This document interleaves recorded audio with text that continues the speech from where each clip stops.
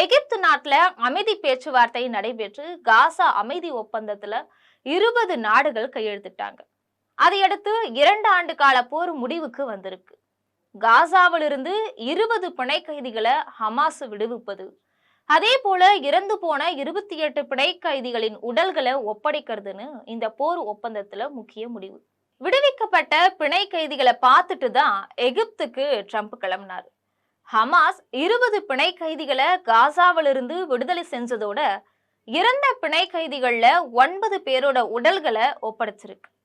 மீதி உடல்களை தேடிக்கொண்டிருக்கிறதாகவும், உடல்களை தேடும் பணி சிரமமா இருக்கிறதால தேடுவதற்கு தேவையான தொழில்நுட்ப உதவிகள் வேண்டும்னு கேட்டிருக்காங்க. தேவையான தொழில்நுட்ப உதவிகள் பிற நாடுகள் கிட்ட இருந்து கிடைச்சா உடல்களை தேடி ஒப்படைக்கிறதா ஹமாஸ் சொல்லியிருந்தது. இஸ்ரேல் நாட்டு பிணை கைதிகளின் உடல்கள் ஒவ்வொன்னா கொடுக்கும் போது இறந்து போன பாலஸ்தீன நாட்டோடைய 25 உடல்களை இஸ்ரேல் கொடுப்பதுன்னு ஒப்பந்தம்.